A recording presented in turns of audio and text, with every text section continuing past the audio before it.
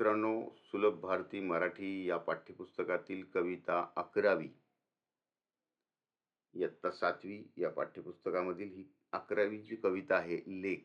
या लेख कवितेवरती आधारित स्वाध्यायातील प्रश्न, त्यांची उत्तरे यांचं स्पष्टीकरण, त्याचबरोबर प्रस्तुत कवितेवरती आधारित अतिरिक्त महत्त्वाचे प्रश्न यांची उत्तरं याचं स्पष्टीकरण या व्हिडिओमध्ये आपण पाहणार आहोत. तर सुरुवातीला आहे खालील प्रश्नांची 1-2 वाक्यात उत्तरे लिहा. बघा, त्यामधला पहिला प्रश्न आहे, लेख घरात नसताना कवयित्रीची अवस्था कशी होते? अवस्था म्हणजे स्थिती. बघा, लेख घरात नसताना कवयित्रीची अवस्था उरास लेकीची आस उदास होते. बघा, त्यांना त्या ठिकाणी उदास वाटते. कवयित्रीने लेकीला बोलकी चिमणी का म्हटले आहे? बघा, लेख चिमणीप्रमाणे घरात सतत चिव चिव चिव करत राहते, म्हणजेच बोलत राहते, हसत राहते, म्हणून तिनं आपल्या लेकीला बोलकी चिमणी असं म्हटलं आहे. कवितेतील लेख केव्हा रुसून बसते? कवितेतील लेख थोडं रागावलं की रुसून बसते. पुढे बघा, आकृतिबंध पूर्ण करा. कवयित्रीला जाणवलेली लेकीची विविध रूपे आणि लेख घरात असल्याचे कवयित्रीला जाणवणारे फायदे कोणकोणते? पहिलं बघा, कुठली रूप आहेत? बघा, लेख हिरवं गोंधन, लेख झाडाची पालवी, लेख हाडाचं चंदन, लेख पाकळी, लेख बोलकी चिमणी आणि लेख तांबडं कुंदन. असं विविध कवयित्रीला लेखिकेची जाणवलेली रूपं त्या ठिकाणी आहेत. लेख घरात असल्याचे फायदे बघा, मनाची काळजी मिटते, साऱ्या घरात ती हसते, घरात रोज समई पेटते आणि तिला निसर्गाची भाषा कळते. पुढे बघा, तुमची लाडकी ताई घरात नसली तर तुम्हाला काय वाटतं? आता या ठिकाणी स्वमतावरती आधारित प्रश्न आहे हा. या ठिकाणी तुम्ही तुमच्या मनामध्ये जे विचार, ज्या भावना येतात की तुमची लाडकी ताई घरात नसल्यावर तुम्हाला काय वाटतं, उदाहरणादाखल या ठिकाणी बघा, की माझी ताई घरात नसली की मला काही काळापुरतं दटावणारे कोणी नाही. दटावणारे म्हणजे आपल्याला दरडावून बोलणारं, रागावणारं असं पाहून आनंद होतो, पण काही वेळातच एकटेपणाची जाणीव होते. हक्काने कामे सांगण्यासाठी, खोड्या काढण्यासाठी ताई हवी असते. अभ्यासातही तिची फार मदत होते आणि ताई घरात नसली की घर सुनं सुनं वाटतं, रिकामं वाटतं, खाली वाटतं. तर खेळूया शब्दांशी. यामध्ये पाठातील शेवट समान असणारे शब्द, ज्याला रायमिंग वर्ड्स किंवा यमक जुळणारे शब्द असं म्हणतात. बघा, इथे हे शब्द दिलेले आहेत.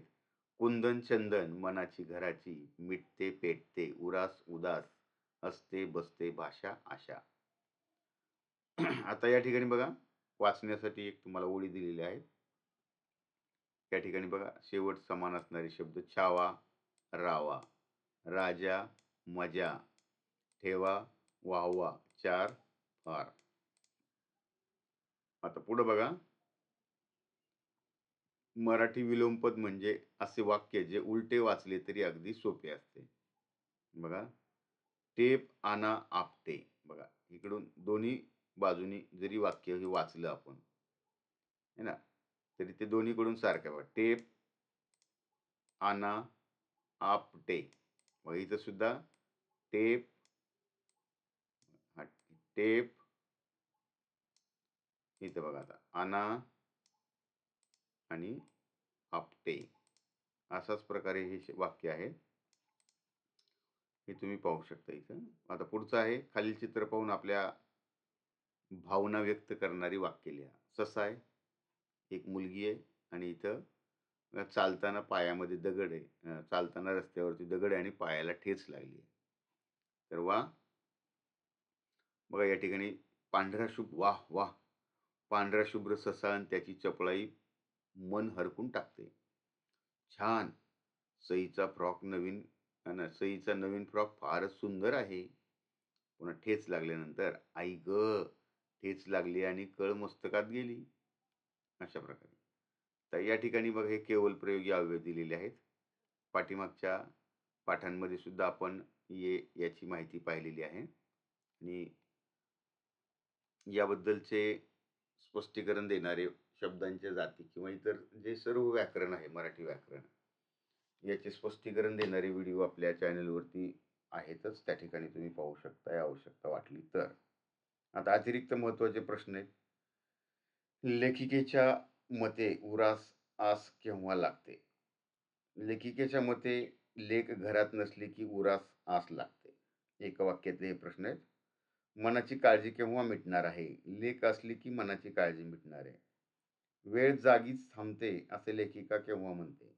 लेख घरात नसल्यावर उरास आस लागते आणि वेळ जागीच थांबते असं लेखिका म्हणते. कोण रुसले तरी पर्वा करू नये. बघा, सारे जग रुसले तरी पर्वा करू नये. पर्वा म्हणजे काळजी. निसर्गाची भाषा फक्त कोणाला कळते? निसर्गाची भाषा फक्त लेखीला कळते. ओळी पूर्ण करा. बघा, या कवितेतल्या ओळी आहेत. कवितेच्या आधारे तुम्ही या ओळी पूर्ण करू शकता. उत्तर इथं दिलेलं आहे. जोड्या जुळवा. मग तांबडं हिरवं हाडाचं गोंधन कुंदन पालवी. या ठिकाणी उत्तर पाहू शकताय. अ गट आणि ब गट यांच्या जोड्या या ठिकाणी दिलेल्या आहेत. तर एक दोन वाक्यात उत्तर लिहा. लेकीसाठी कोणती विशेषणे वापरली आहेत? लेकीसाठी तांबडं कुंदन, हिरवं गोंदन, झाडाची पालवी, हाडाचं चंदन, बोलकी चिमणी अशी विशेषणे वापरली आहेत. लेक रुसू नये असे कवयित्रीला का वाटते? बघा, सारे जग रुसले तरी पर्वा न करणाऱ्या कवयित्रीला आपले लेख कधी रुसू नये असं वाटतं, कारण तिच्या रुसण्याने घरातही एक उदासीनता येते. पुढे बघा, लेख घरात नसताना होणाऱ्या गोष्टी: उरास आस लागणे, वेळ जागीच थांबणे आणि मन उदास होणे.